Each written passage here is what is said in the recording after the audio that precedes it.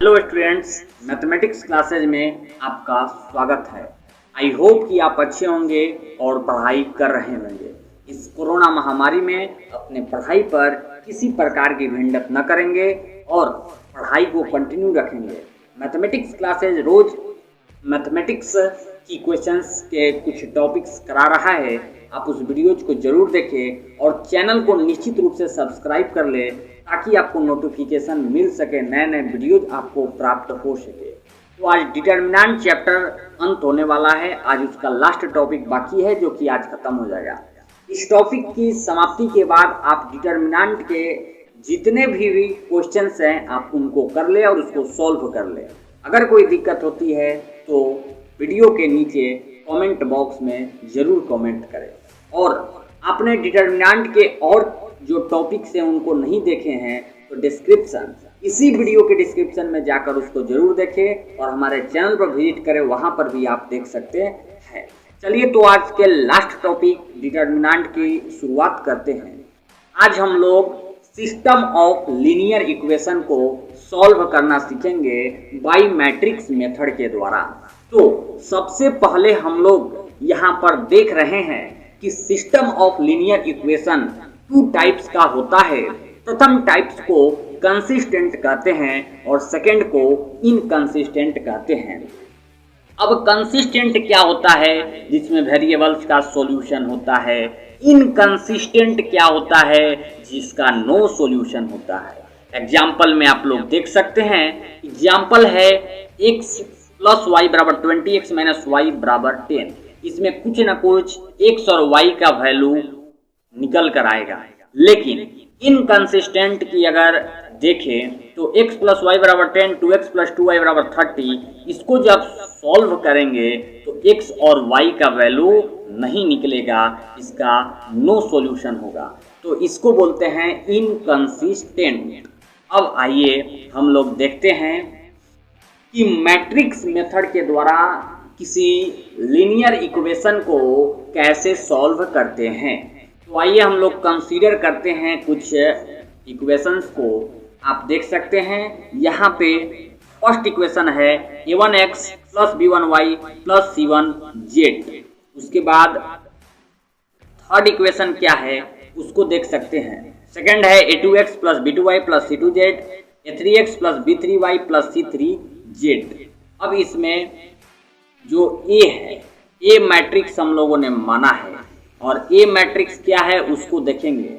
यहाँ पे हम लोग मैट्रिक्स के फॉर्मेट में अब लिखेंगे। तो मैट्रिक्स के फॉर्मेट में लिखेंगे तो a1 b1 c1 यानी x के कोएफिशिएंट, y का कोएफिशिएंट और z के कोएफिशिएंट को हम लोग फर्स्ट रो में लिखे हैं।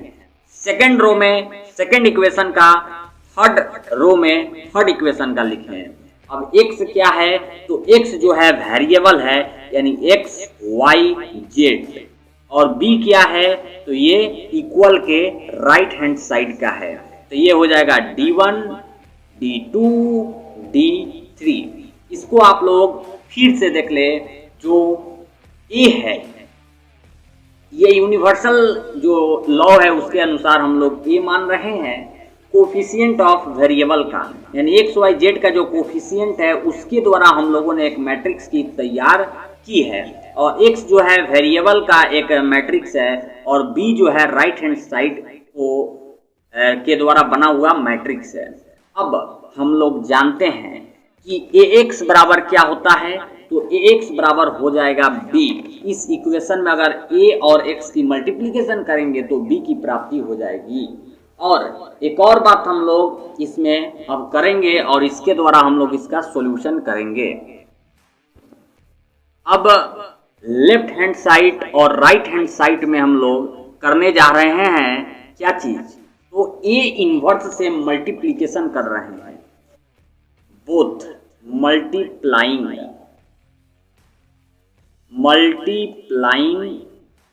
a inverse. तो यहाँ पे हो जाएगा a inverse into a into x बराबर a inverse into b, right. अब वी नो दैट कि a इनवर्स इंटू a बराबर होता है i इंटू x बराबर a इनवर्स इंटू b। अब x की वैल्यू हम लोग निकाल लेंगे, तो x बराबर हो जाएगा a इनवर्स इंटू p। ये जो है इक्वेशन हो गया x निकालने के लिए, और बहुत ही इम्पोर्टेंट इक्वेशन है। इसको हम लोग याद रख कर लेंगे कि system of linear equation X Y Z के वैल्यू निकालने के लिए जो बराबर होता है a inverse into B. Very very important ये जो है इक्वेशन है, इसको आप लोग रिमेंबर कर लेंगे।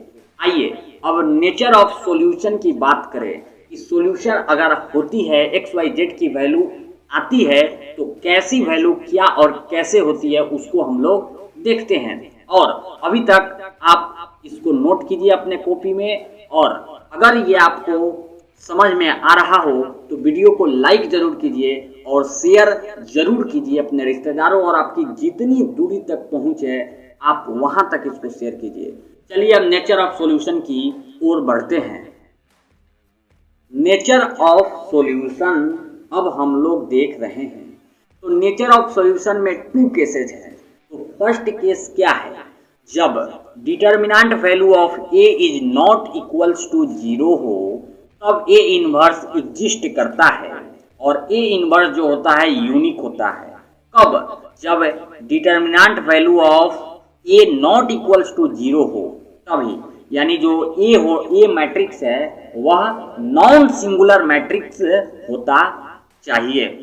तो आप लोग कॉपी कलम लेकर बैठिए और इसको लिखते जाइए। वेरी वेरी इंपॉर्टेंट पॉइंट्स है। अगर आप बोर्ड क्या एग्जाम दे रहे हैं, अगर आपके बोर्ड में ऑब्जेक्टिव क्वेश्चंस आते होंगे तो ये क्वेश्चंस बन सकते हैं। और सिस्टम ऑफ जो इक्वेशन होता है कंसिस्टेंट होगा। जब determinant value is not equal to 0 होगा तो ए इनवर्स एग्जिस्ट करेगा और यूनिक होगा, और सिस्टम ऑफ इक्वेशन जो होगा कंसिस्टेंट होगा।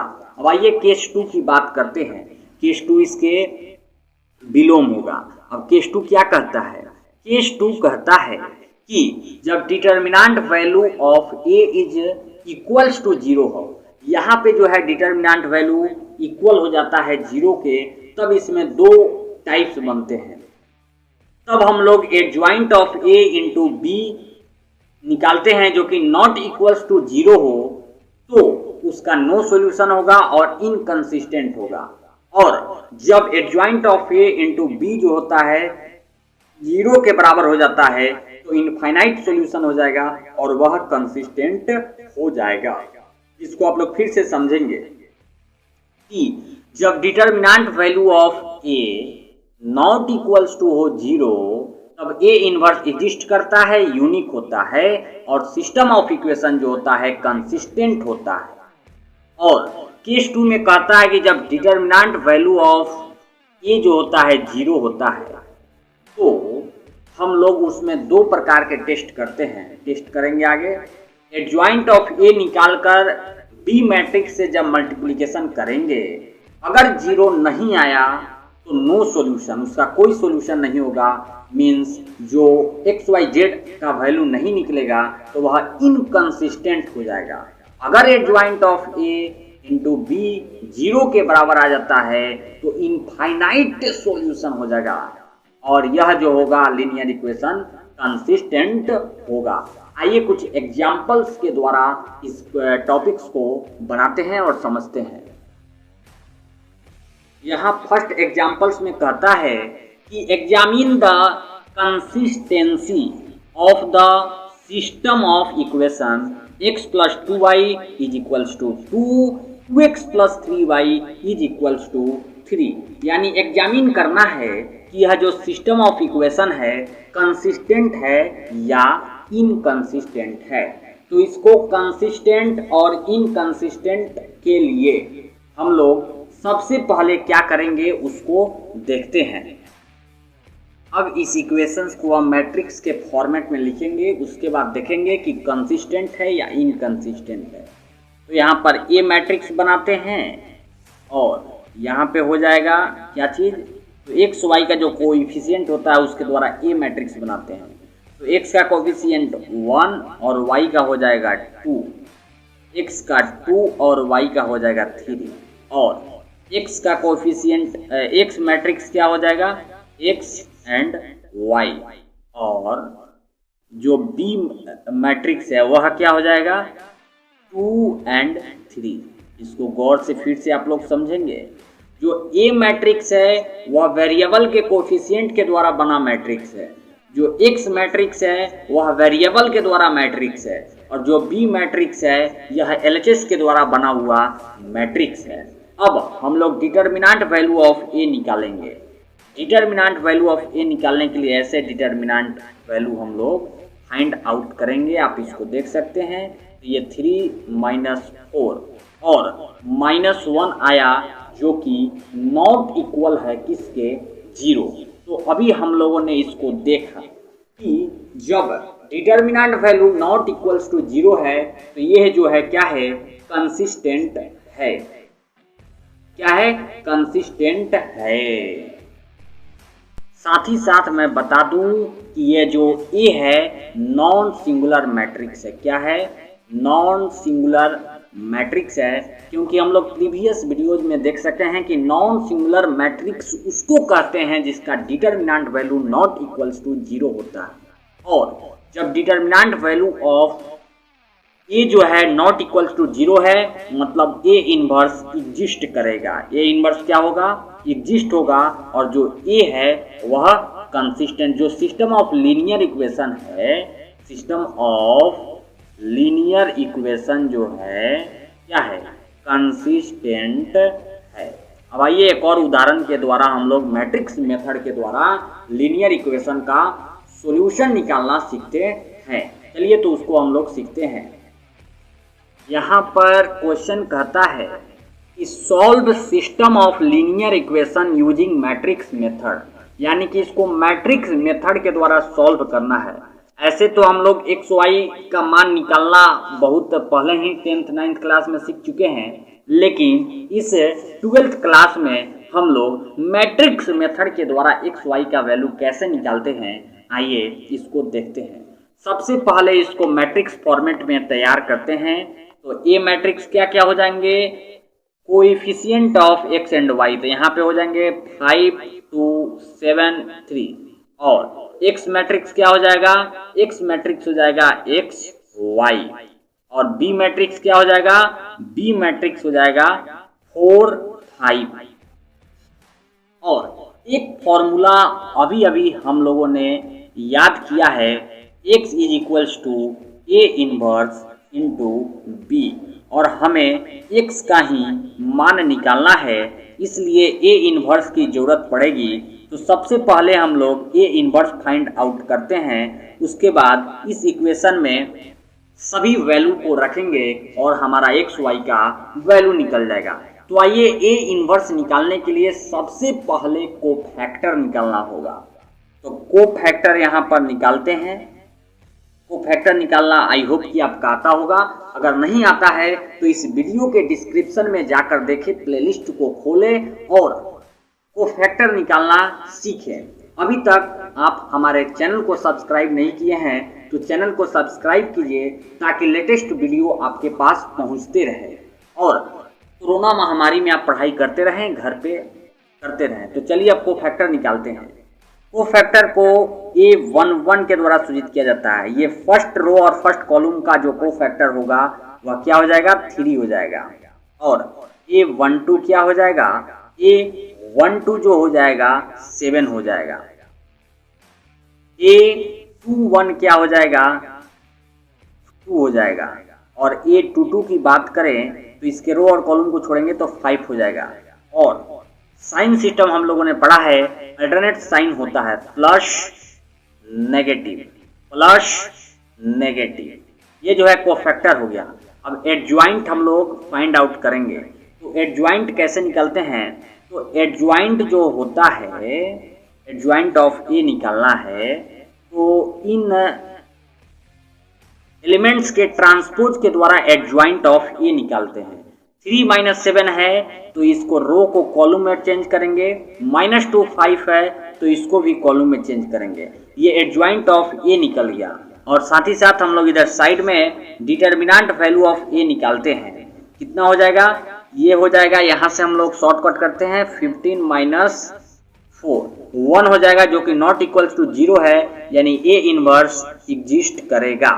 तो अब ए इनवर्स निकालने के लिए हमारे पास फॉर्मूला है, जो कि प्रीवियस वीडियोज में हम लोगों ने देखा है। ए इनवर्स बराबर होता है 1 by determinant value of A into adjoint of A. तो ए का डिटर्मिनेंट वैल्यू कितना है, 1 by 1 into adjoint of A हो जाएगा 3 - 7 - 2 5। ये जो हो जाएगा हमारा ए इनवर्स निकल कर आ गया है। अब हम लोग क्या करेंगे, अब हम लोग फाइंड आउट करेंगे एक्स वाई का वैल्यू। तो इसके लिए हम लोगों ने अभी अभी फॉर्मूला इसी वीडियो में देखा है। एक्स बराबर होता है ए इनवर्स बी, और ए इनवर्स का वैल्यू अभी निकला है 3 - 7 - 2 5, 3 - 2 - 7 5, और b का वैल्यू हम लोगों ने अभी अभी देखा है, ऊपर लिखा हुआ है b का वैल्यू 4 और 5 है, तो 4 and 5। अब आइए इसको मल्टीप्लिकेशन करते हैं। तो मल्टीप्लिकेशन करने पर, और हम लोगों ने अभी तक यहाँ पर x का वैल्यू नहीं रखा है, तो x का वैल्यू कितना है, हम लोगों ने अभी अभी माना है x का वैल्यू xy जो है मैट्रिक्स के द्वारा। अब इसको मल्टीप्लिकेशन करेंगे, तो मल्टीप्लिकेशन करने पर कितने आएंगे,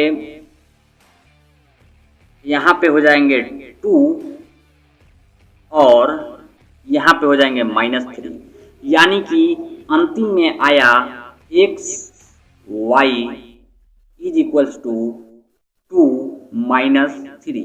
अब इन दोनों मैट्रिक्स को कंपेयर करेंगे, तो कंपेयर करने पर x का वैल्यू जो हो जाएगा 2 हो जाएगा, y का जो वैल्यू हो जाएगा -3 हो जाएगा। तो इसको हम लोगों ने सीखा कि मैट्रिक्स मेथड के द्वारा कैसे, ये जो है आंसर हो जाएगा, कैसे सिस्टम ऑफ लीनियर इक्वेशन को सॉल्व करते हैं, उसका सॉल्यूशन कैसे निकालते हैं। तो आपको यह वीडियो अच्छी लगी हो तो वीडियो को शेयर करें, लाइक करें और सब्सक्राइब निश्चित रूप से करें। Thank you for watching for this video. Thanks, like जरूर करें, आपका लाइक से हमें फीडबैक मिलता है, और कमेंट करें आपको समझ में आया कि ना। Thank you.